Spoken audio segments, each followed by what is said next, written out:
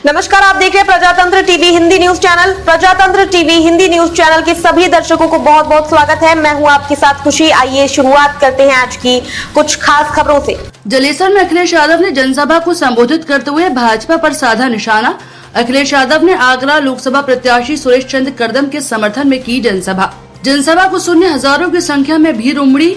अखिलेश यादव ने भाजपा पर आरोप लगाते हुए कहा कि भाजपा ने बड़े बड़े उद्योगपतियों का कर्ज माफ किया, किसानों का कर्ज माफ नहीं किया, और कहा कि भाजपा सरकार में ही सारे पेपर लीक क्यों हो जाते हैं, सरकार जानबूझकर पेपर लीक कराती है। अखिलेश यादव ने कहा कि अगर इंडिया गठबंधन की सरकार बन जाती है तो अग्निवीर वालों की नौकरी हटा दी जाएगी। वर्दी वालों से कहा कि अगर इस बार भाजपा सरकार आती है तो आपकी नौकरी 3 साल की हो जाएगी। किसको पता था कि यह सरकार हवाई अड्डा बेच देगी, बैंक बेच देगी, बीमा वाली कंपनी LIC भी बेच देगी और रातों रात नोटबंदी हो जाएगी। कहा कि अगर इंडिया गठबंधन की सरकार आती है तो माटा देंगे, साथ में डाटा भी देंगे। इस मौके पर आगरा लोकसभा प्रत्याशी सुरेश चंद्र कदम, पूर्व केंद्रीय मंत्री सांसद रामजी लाल सुमन, पूर्व विधायक रंजीत सुमन, कांग्रेस पार्टी के जिला सचिव नौशाद अली, राकेश यादव, प्रभात यादव, तमाम नेतागण मौजूद रहे। प्रजातंत्र टीवी की संपादक प्रेम लता की रिपोर्ट। का धन्यवाद देता हूँ। हालांकि बहुत सारी बातें भाषण में आ गई हैं, आप भी लोग कहीं न कहीं सवाल पूछना चाहते होंगे, लेकिन जो इधर हमें कुछ नौजवानों ने और पढ़े लिखे बुद्धिजीवियों ने भाजपा की झूठी सरकार से जो जनता के सच्चे सवाल हैं वो पूछे हैं, और यही जनता के सच्चे सवाल भारतीय जनता पार्टी को उखाड़ फेंकेंगे। आज तक बीजेपी ने अपनी मनमर्जी की है, 140 करोड़ लोगों की बात नहीं सुनी। जो लोग संविधान को बदलना चाहते हैं, इस बार जनता उन्हें बदल देगी। अभी तक हमने मन की बात सुनी, लेकिन इस देश की महान जनता, बाबा साहब भीमराव अम्बेडकर जी के संविधान पे चलने वाले लोग, उन्हें अपना सब कुछ मानने वाले, वो कहते हैं कि अब मन की बात नहीं चलेगी, अब संविधान की बात होगी। और भारतीय जनता पार्टी पता नहीं क्यों जब संविधान की बात आती है तो पीछे हो जाते हैं। अपने बड़े बड़े नेताओं से उन्होंने स्टेटमेंट दिलवाए कि संविधान बदल जाएगा, संविधान बदलेगा, चाहे वो मेरठ के प्रत्याशी हों, चाहे उनके कर्नाटक के एक नेता हों, चाहे अयोध्या से लड़ने वाले उनके प्रत्याशी हों। इसी तरीके से उन्होंने जगह जगह से कहलवाया, और तभी इन्होंने नारा दिया 400 पार।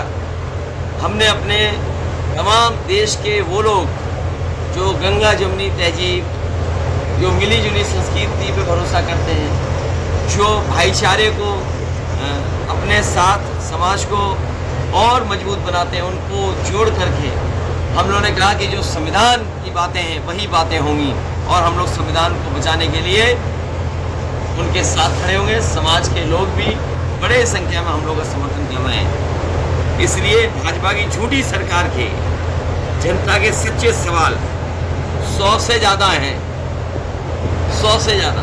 हम कुछ ही पढ़ सकते हैं। मान लो पहला सवाल यही हो सकता है जनता का कि हमारे प्रेस के लोगों को सच्ची बात बोलने से क्यों रोका गया, हमारे प्रेस के लोगों को सच्ची बात बोलने के लिए क्यों भारतीय जनता पार्टी ने समय समय पर रोका। इसी तरह भाजपा ने बिना जांच परीक्षण के कोरोना का जानलेवा टीका जनता को क्यों लगवाया। भाजपा ने कोरोना की वैक्सीन बनाने वाली कंपनी से करोड़ों रुपए खाकर जनता के जीवन को जोखिम में क्यों डाला। भाजपा ने मानकों पर खरा उतरे बिना समर्थकों की दवाई व अन्य उत्पादकों को बिकने क्यों दिया। तो ये ऐसे बहुत सारे सवाल हैं जो सच्चे सवाल जनता भारतीय जनता पार्टी से पूछ रही है। यही नहीं, भाजपा ने काले कानून को लागू करने के लिए हजारों किसानों की शहादत क्यों ली। भाजपा ने किसानों के रास्ते में कांटे क्यों बिछवाए। भाजपा ने किसानों पर लाठी क्यों चलवाई। ये वो सवाल है जिनका जवाब भारतीय जनता पार्टी के पास नहीं है। भाजपा ने जेल में अपराधियों की हत्याओं को होने क्यों दिया? भाजपा ने भू बालू माफियाओं का समर्थन देकर पनपने क्यों दिया? और आपको याद होगा, मध्य प्रदेश का एक नौजवान यहाँ पर अग्निवीर की भर्ती देखने आया था और यहाँ की पुलिस ने उसको बस से उतार करके उसका एनकाउंटर कर दिया। बाद में जब उसके परिवार के लोग गए, हाई कोर्ट में एफआईआर दर्ज कराई, उसके बाद आपको पता होगा कि बड़े पैमाने पे सिपाहियों को जेल जाना पड़ा। सवाल कांस्टेबल और सिपाहियों का नहीं है, सवाल है नियत सरकार की क्या रही है। बड़े अधिकारियों के खिलाफ क्यों कार्रवाई नहीं की? अगर उस गुर्जर परिवार की किसी ने मदद की थी, उसकी माँ को बुला करके मैंने पूरी कहानी सुनी थी। माँ ने बताया कि जब पुलिस ने गोली मार दी और पुलिस को लगा कि गलत व्यक्ति के गोली मार दी, तो परिवार के लोगों को बिना बताए वो यहाँ अस्पतालों में इलाज कराते रहे। अगर सही तरीके से इलाज हुआ होता तो उसकी जान नहीं जाती। सरकार ने मदद नहीं की। उस परिवार की मदद हमने 5 लाख रुपए देकर के मदद की थी। वो गुर्जर समाज का बेटा था, वो यूपी में अग्निवीर भर्ती के लिए आया था, मध्य प्रदेश का रहने वाला था। तो जो ऐसी सरकार है, उसकी माँ सवाल सरकार से पूछ रही है कि आखिरकार मेरे बेटे को गोली क्यों मारी, और अगर गोली लग गई थी तो घर परिवार को, ये लोगों को बुला करके अच्छा इलाज क्यों नहीं कराया? भाजपा ने सीसीटीवी कैमरे के सामने चंडीगढ़ मेयर चुनाव में धांधली होने क्यों दी? भाजपा ने सूरत और इंदौर में चुनाव जीतने के लिए नाजायज रास्ता क्यों अपनाया? अभी एक जगह और जीत लिया। भाजपा ने सरकारी एजेंसियों को अपने एजेंट के रूप में विपक्ष और विरोधियों के खिलाफ इस्तेमाल क्यों किया? भाजपा ने विपक्ष को बदनाम करने के लिए झूठे खबरें फैलाने क्यों दी? जिसका दाना उसका गाना। भाजपा ने जब अपने पिछले वादों को जुमला कहकर जनता को धोखा दिया, तो अब गारंटी के नाम से नए झूठे वादे क्यों किए? और बीजेपी की हर बात झूठी निकली, उनके झूठे वादे निकले। हमें उम्मीद है इस लड़ाई में हमारे पत्रकार साथी भी हमारा साथ देंगे और बीजेपी को हटाएंगे। सर, भाजपा इस बार नारा दे रही है कि इस बार 400 पार, क्या कहेंगे इस पे? 400 पार करने जा रही है? अब 400 पार नहीं होगी, संविधान की बात होगी। ये संविधान बदलना चाहते हैं, जनता इन्हें बदल देगी। इस बार 400 हार होगी। अच्छा जी, बीजेपी का आरोप है कि पीडीए के नाम पर इंडी गठबंधन जो है वो धर्म विशेष को आरक्षण देना चाहता है।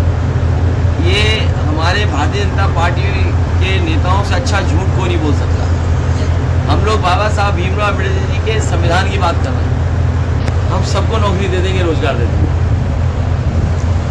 अध्यक्ष जी, क्या लगता है कि आने वाले लोकसभा चुनाव में इंडिया गठबंधन कितनी सीटें जीत सकता है? एक के अलावा, एक में लड़ाई है, बाकी सब सीटें इंडिया गठबंधन जीतना है। और एक में इस बार बनारस के लोग ऐसा हराने जा रहे हैं जैसे वो क्यूटो ढूंढ रहे हैं, क्यूटो वैसे ही वोट मिलेंगे वहाँ।